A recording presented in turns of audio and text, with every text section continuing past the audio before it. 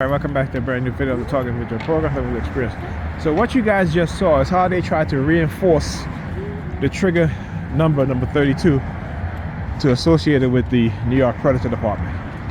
Alright, so again, that's an example of how they reinforce the transference, right? So it's always going to be, they always use the number 32 as a trigger, and they will bounce it or jump from trigger to trigger, right, or to anchor, right? So again, it's the best way I can explain it in terms of observing what it is that what they do, learning about dark NLP. And now you see the Negropeans, also the Negropean female looking in at the check cashing place, right? This is what they do to do what is called coercive psychological threats, right, by the New York Predator Department and the religious fanatical cult members, right?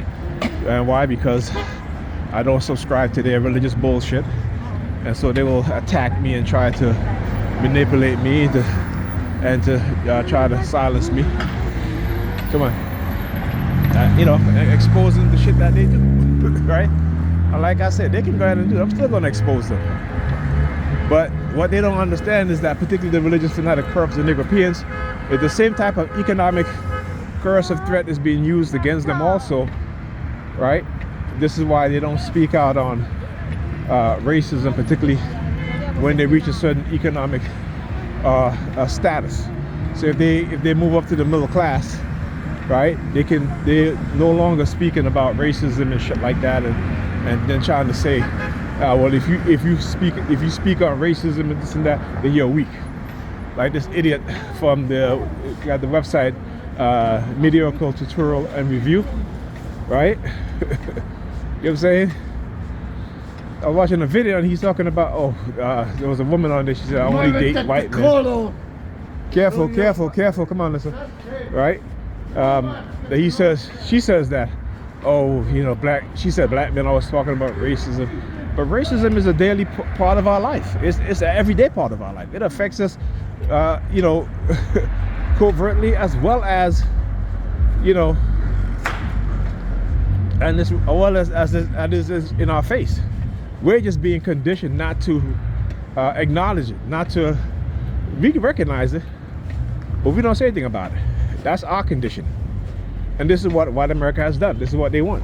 No more protesting against the killing of unarmed black people, at least not in the mass way as Black Lives Matter, and the taking down of that organization. So we got to still understand that COINTELPRO is still at work. It's a program that's still being done. It's still in play, right? And it will never go away. Like I said, we have to change the culture from the top. And that is impossible under this system. We as black people, when they control our population growth, they control our economic growth, right? And this is something that we gotta understand. And so you have some Negropeans who, because they're on YouTube or wherever else, Instagram, what have you, and they got a large following, and a large meaning that they got over 500,000, right? All of a sudden, they don't want to talk about it. All of a sudden, and again, from one black man who said to another black to black men in general, based off of what a black diverse Sambina is saying, he said that black men who complain about racism is weak. So I said, okay. So I started posting articles. Look, you have lawyers, black lawyers, suing, right? Because law firm discriminate against them. You have black investors, right? Black traders on Wall Street suing companies like Goldman Sachs, Merrill Lynch, in which they've won tens of millions of dollars, right? So you can't tell me that these people who speak out against racism is weak. And when I hear black people say that shit, particularly black men say that shit, is ridiculous.